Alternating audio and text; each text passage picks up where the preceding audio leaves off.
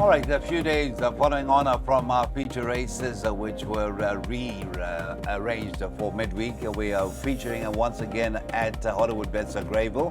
This time it's the long-standing World Sports Betting 1900, a gateway for some to get in to that final field for that first week of July. And we also have another long-standing feature. It is at least the KRA East Coast Cup. But before we even get down to business, let's remind you of our contact details. It is Loving Us on X, formerly known as Twitter, of course, we've nearly forgot. And of course, we have the WhatsApp number you can get in touch with. One thing I haven't forgotten is, of course, all the good deeds for those who follow him that the man on my right has done this week, and that is Daryl Marie. Hopefully he did clean up. He will tell you that, no, I didn't. Oh, yes, I did. No, I didn't. But I think the plumpness of his face tells you he has been living rich, and of course he must, after a great tipping, it must be said on a serious note, very well played indeed. I doubted, I said, Putin's promise, and that one with a great deal of authority. You had Mr. Burrows' suggestion to drop Munchkin back to the 1,000 meters. And that came up. But on a serious note, just talking about Munchkin, of course, big and really sincere condolences to the Hudalakis family, as well as his sister-in-law, Tracy, the loss of Mr. Trevor Lang. What a great man. I echo those sentiments. Condolences to the family, Cecil. Yeah. I recall Mr. Lang training and Alec Forbes riding for him. They had a very good sprinter. Indeed. I'm trying to remember. The name escapes me, Yes. And he also trained, I know he had an association with Solly Barner at one stage as well, I think. Okay. Yeah. But let's get down to business. It is 10 races. It's a busy weekend at 10 races at Hollywood Bets Greyville. And I do believe that in Cape Town also 10 races will be on the card there. In race number 1 now, a lot of us will actually be happy to see the current pricing about the favorite number 4, Mountain High. Some would have gone the 1 to 4 route, and that was as far as racing at Turvington on the inside track on the 2nd May was concerned. And the stable companion came through to lower the colours of Mountain High, that is Vavara, at decent odds. 13 to 10, 12 to 10 is what you can get at this early stage. Mr. Marie, anything that can threaten? Yes, Liz Wile Ilali, and that is the number 11. Looks to be one that has found all the support. Yeah, Cecil, I'm going to go out on a limb and say that Mountain High's last run was all wrong. If you recall that race, she was pulling terribly, and I wouldn't be surprised if Richard takes the bull by the horns and goes handy, if not leads, and allows her to use that stride of her. So it was all wrong last time out. Coming back in trip, let's just touch on a penultimate form line. Now, this is key. Little Ballerina won yesterday, or at the Val on Thursday. Just Reckless won the Grade 3 Strelitzia. You Bring Me Joy won directly from that form line. And Famous Lady, highly regarded Winter Wind or something from the Snake. Yes. And then Ulson's Philly Famous Lady ran second in the Grade 3. Pretty Polly. So if she just reproduces a penultimate start, I think she'll take all the beats in, and I'm suggesting a win bet at 12 to 10. Right. As we look at the selection, I have to ask Daryl this because he's the man who is not afraid to make his statements. How good is Little Ballerina? Yeah, that was a prep run, I believe, for the Alan Robertson, giving weight all round. So she's definitely got the come-on look from that run. Thank you so much. Right, there it is, Mountain High. Confidence selection, jump on now, folks. It is 12 to 10. This is being recorded on the Friday for Saturday. If you do see the YouTube or you go to 4racing.tv, you see the price still in the green, so to speak, or in the red. Do jump on. Lump on, I don't believe that'll be the price at the off.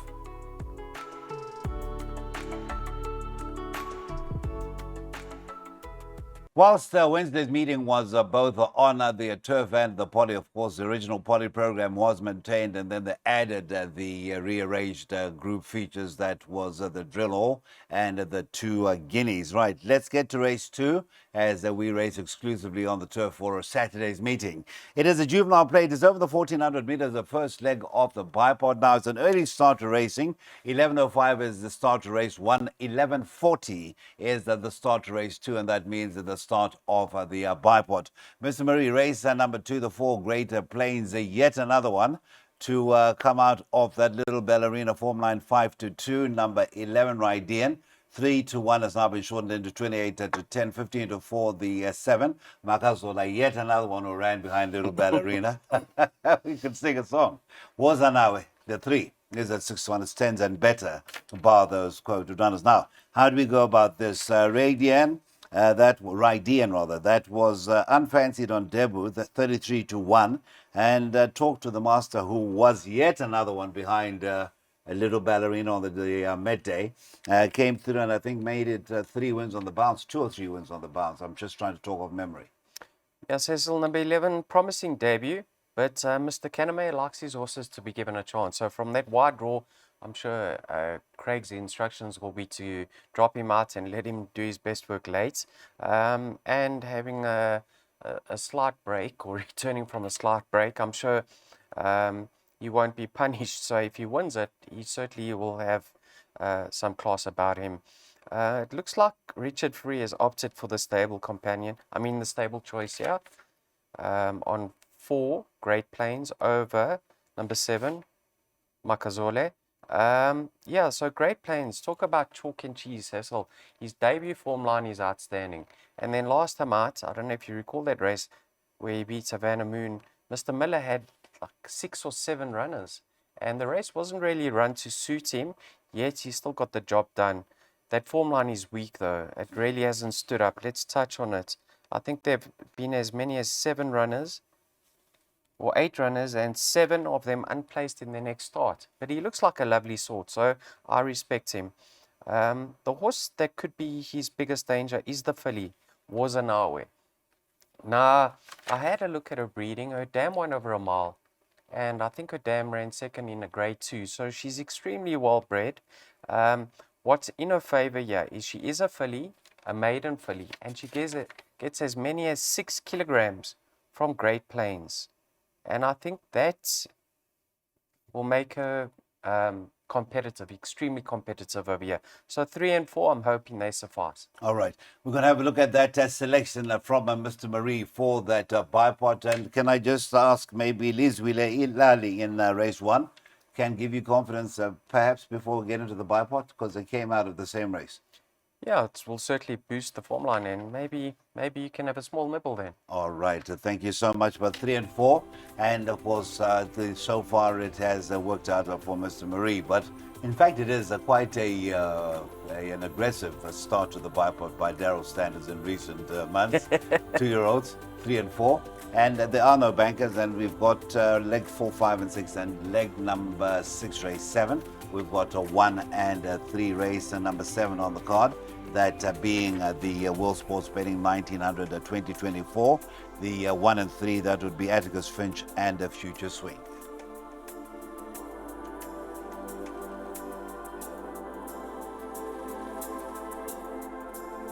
WSB, 220 million rand a winner per spinner. Maiden Plate is over the 1200 meters. It is, of course, going to be a day dominated by the sponsors of race 3. It is race 3 where we've got Rototo, number 4, as the favorite, and that is at 28 to 10 after a very decent debut behind Plettenberg. I think that's a Major Roberts runner. The second favorite is the 1, the specialist at 9 to 2. 9 to 2 is the 7, Burning Man. 11 to 2, number 12, and that is the Dean Caname, first timer, Industrial Strength. That is at 11 to 2, that being Dean Caname with the services of retained jockey Craig Zackett. It's 12 to 1 and better bar those. Anything that stands out about the pedigree of the 12 Industrial Strength for you, Mr. Marie? Absolutely, Cecil. He did cost a good few rand, so he must be a lovely specimen. The dam is actually a sister to the Grade 1 winning Real Princess.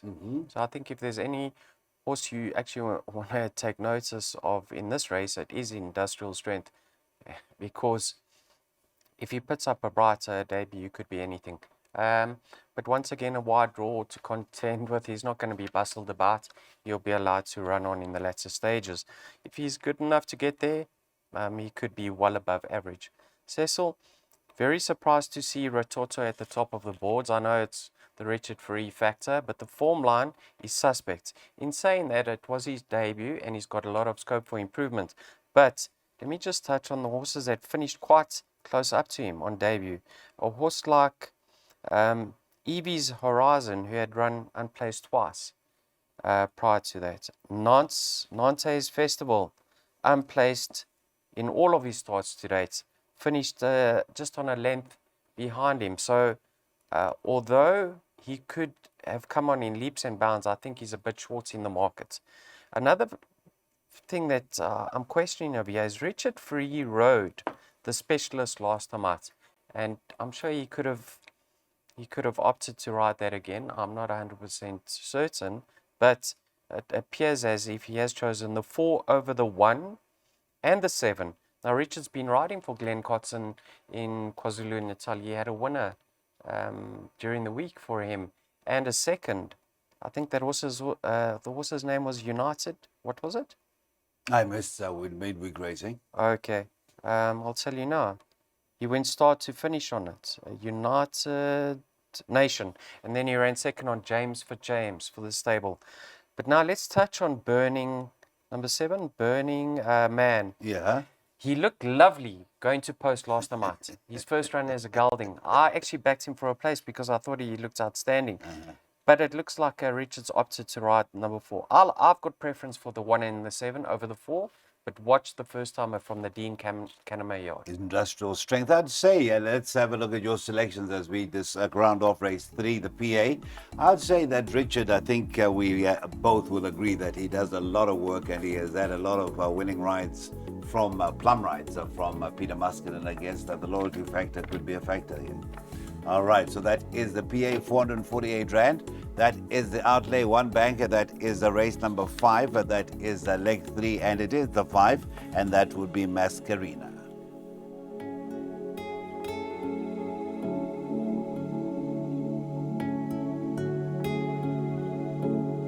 Okay, so don't forget, you can get in touch with us via X, or you can utilize the WhatsApp number that is currently scrolling at the bottom of the screen. Mr. Marie, well, he is going into the weekend with his head held up high. He has certainly played his part in trying to enrich us and, of course, enhance our bank balances, so to speak. Race 4, we're back to a maiden plate. It is over the 2,200 meters. And in race number 4, the Relocate T5 Policy of Truth, who has promised so much and never quite delivered, now with the Tini Prinsloo stable. Debuts on Saturday. That is at even 7-2. Is number 9, Iron Manga. The 4, Lemon Scent, is the 7-1. 8-1 is the 7, Exquisite Dawn. It is 17-2 and better bar those.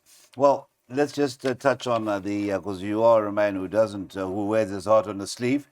The fingers get too burnt with the 5 Policy of Truth. Well, Cecil, even money, you said.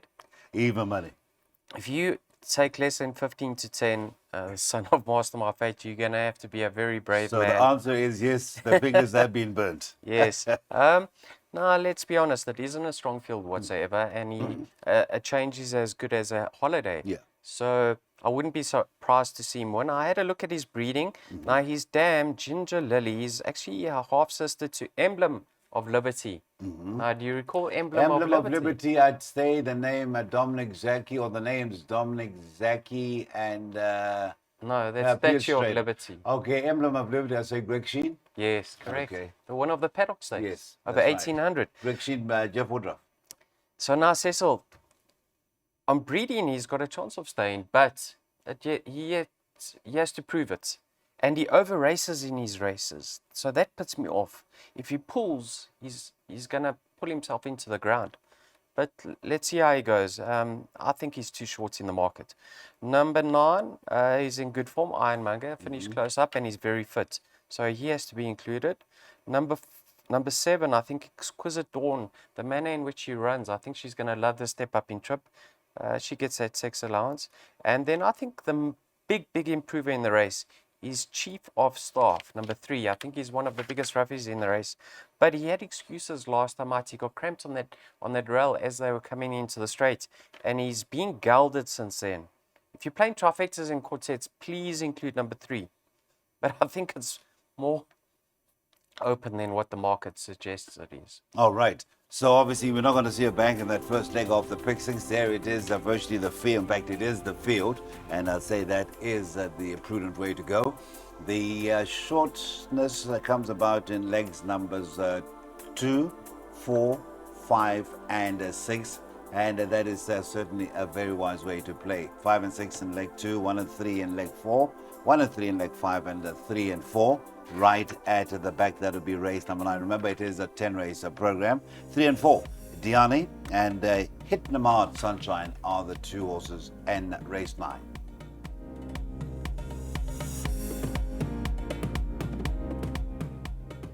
Okay, so we did see it bank it in one of the earlier exotics suggested by Mr. Marie, and now it is that race where we look at the favorite number 5, Mascarina. That is at 5-2. Richard Fury, Peter Muscat once again. 6, Jazz Cafe is at 15-4. 9-2 is number 3, My Lady Soul. Number 4, Kiss 10 is at 15-2. It is 12-1 and better bar those. So My Lady Soul is now relocated to the KZN region. And so far, DJ Jazzy D has done well in that part of the world with his horses, with Mr. Puller in particular. And My Lady Soul certainly has got the ability for Glenn O'Gartha to work with. And we could hear a lot more of My Lady Soul. But Mr. Marie, it is the Fillies and Mares 82 handicap, 1600 meters the trip. First leg of the first jackpot. What do we do? Yeah, I think it's possibly a learning curve for Mr. Puller, having her first start for the new yard. Let's see how she goes. Now, we touched on Richard Fury being 2 shorts in the market in races 3 and 4. Now, this filly is overpriced, in my opinion. Yeah. Cecil, I don't price up these horses. I just give my thoughts on the current market. So, at 5-2, she was as big as 3-1. At 5-2, she still represents a lot of value. As you say that, it's now 22-10. Oh, okay. Okay. I think she'll start closer to 14-10 race time. That's what I made her when I did my own betting. The reason being, Cecil, this filly, excuse me, is not far behind Celtic Beauty in 2 starts, Yeah. you know, latest 2 starts. And then we saw Celtic Beauty come out and run 4th in the Fillies Guineas. Yeah. Behind Raskova. Yeah. I think Celtic Beauty is a 104 now. And if this filly is not far behind her on form, she's well ahead of the handicapper. So at her current price, even you just said shorts in 22-10. Yeah. There's still a lot of value. But you know, it's a big field and you still need luck in running to get the job done. Number 6, Jazz Cafe. Now, she's done very little wrong to date. In the last start, it was a workmanlike victory. She didn't beat much, but she's bred for this ground and extra. Watch when she steps over distance. This filly could certainly win her races. Her dam won over 2,400 meters. So if things don't go the favourite's way, I think Jazz Cafe will be there to pick up the pieces. I'm going in order of preference, 5 from 6. 5 from 6 as the market has it. Let's have a look at the selections, and of course just echoing the sentiments of Celtic Beauties run in the Guineas, which unfortunately I saw tail end of as highlights. The connections did say after one of its victories earlier on that it's looking for further. In fact, 16 was the bottom end of it, so it was a great run indeed. Right, so that is it, and that is what 72 Rand, the outlay to that jackpot. The man said to me, my exotics are expensive. Well, if that is expensive, then we are in for a treat. 72 Rand for a full unit.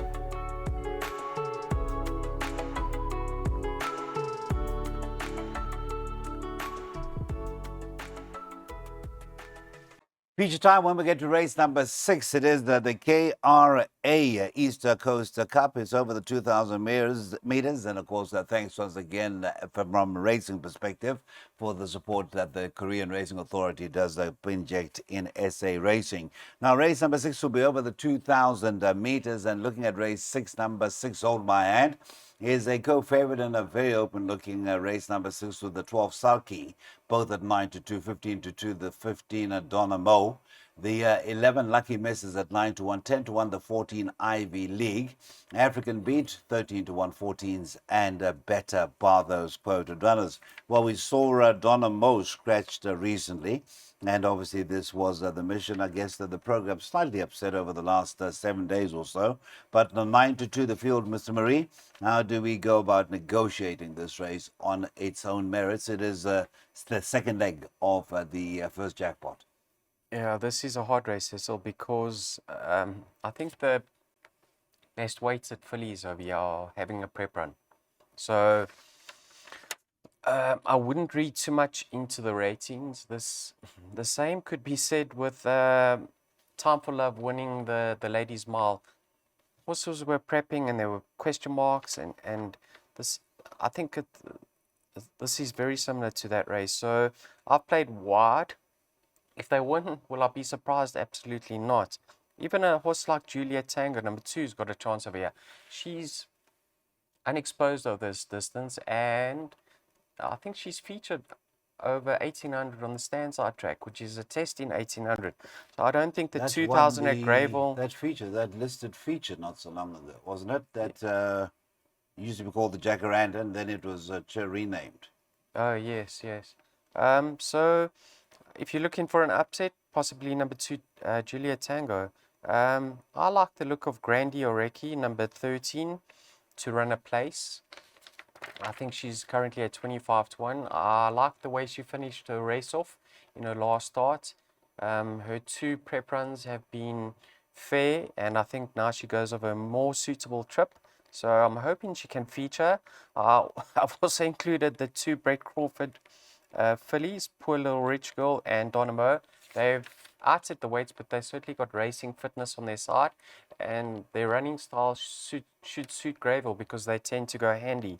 So this is a very difficult race. I went as many as 8 runners, I think, or 9 in the pick 6. So let's just hope number 13, my suggested bet, can finish in the top 4. Did you include Ivy League in that race? I did. Okay, thank you so much. So let's have a look at the latest suggestion from Mr. Marie, the 13 Grandi Oreki, and that would be a place bet. And right now you're looking at a 25 to 1 as we continue to preview Saturday's racing. That is race number 6, and that is the renewal of the 2024 KRA East Coast Cup, and that's over the 2,000 meters.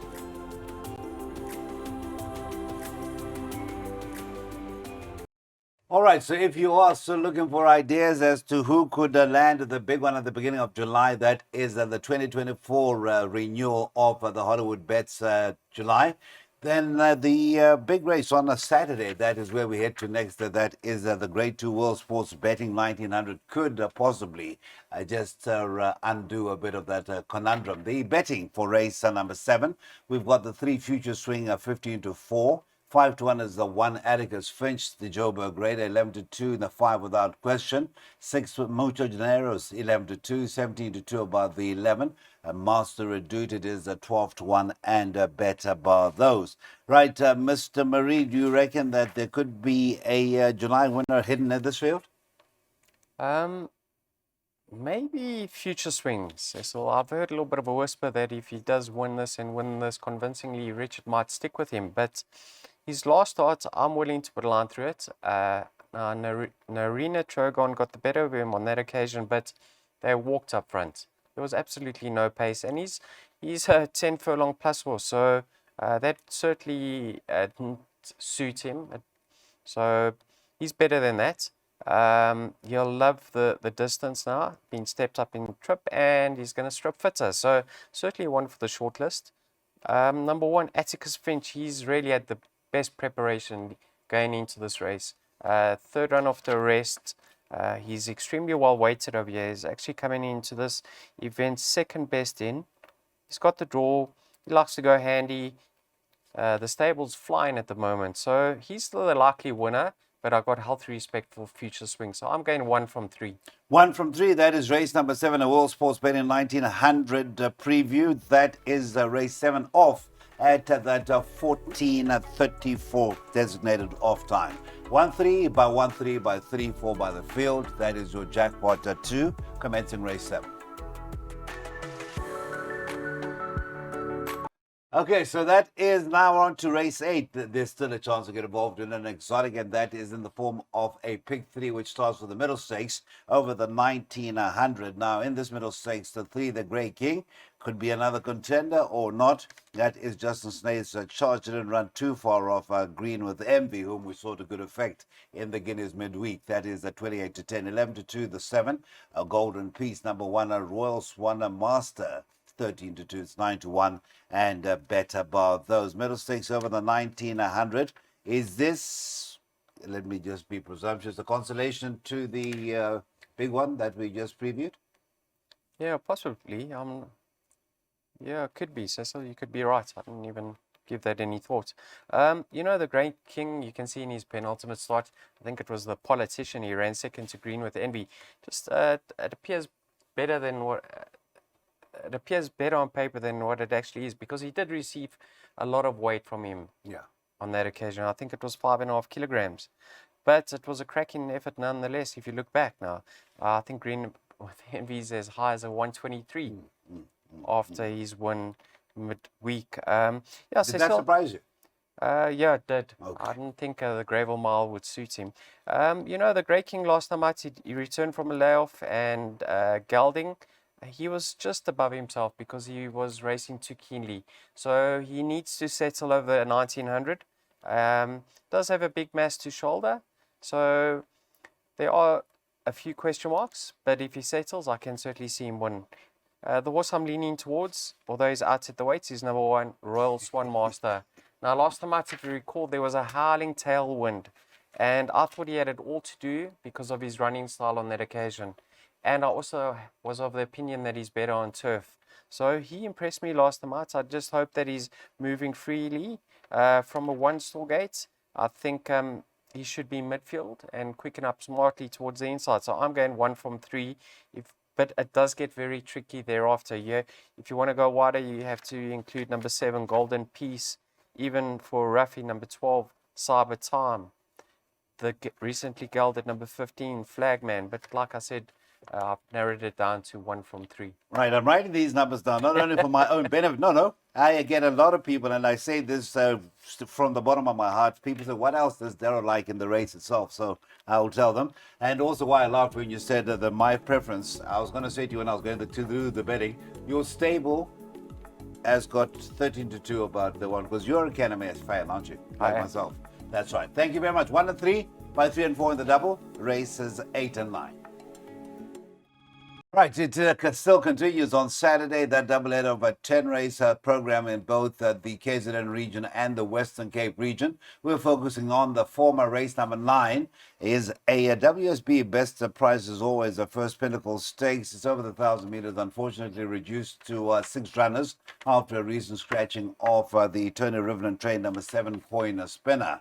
Right, let's have a look at the betting. Well, the betting now has the 4 Hidemart Sunshine at 18 to 10. The 1 Shampompo Shampizi is at 28 to 10, and then the 5 Shantastic is at 9 to 2. 5 to 1 numbers, the 2 Magic to 2, and the 6 Pray for Rain. And then the 3 Diani is the least fancied at 7 to 1.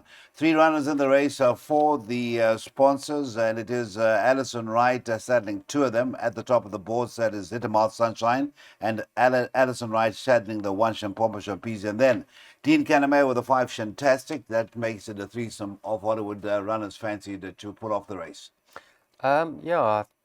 They're certainly going to go very close to winning. Yeah. Shantastic's the best weighted. She has earned her rating, I think, over 1,200. She'll be given a chance. She can win. I can certainly see her winning because she is going to race fresh. Hit them hard, Sunshine, Cecil. Over the course and distance, a few runs back, it was his second run after a long layoff. I thought that was a cracking effort beyond Sunblushed, and since then he's run close up to a very nice improving King of the Gauls. King of the Gauls. So a lot is in his favour. He's very fit, and he should go very close to winning because he's well weighted over here. He's 3rd best in. Diani, now in his penultimate start over the 1,200, he was just doing a bit too much. So I like the fact that he's coming back to 1,000 and the blinkers staying on, Cecil, I can actually see this horse giving Hit Them While It's Sunshine a big fright. I think 3 and 4 for me are my top 2 picks, but like I say, it is a field event. If you want to go wider in my exotics, I certainly wouldn't blame you. Okay, so that is Mr. Marie and race number 9. And this is the Pinnacle Stakes over the 1,000 meters. And let's just confirm that selection. It is a swing of 3 and 4. By the way, well done for the old man the other day. I heard you pick it out. That is Erigo's horse, Nordic Rebel, is it? Well done for that as well. That is race number 9. A reminder that the 7-point spinner is a scratching.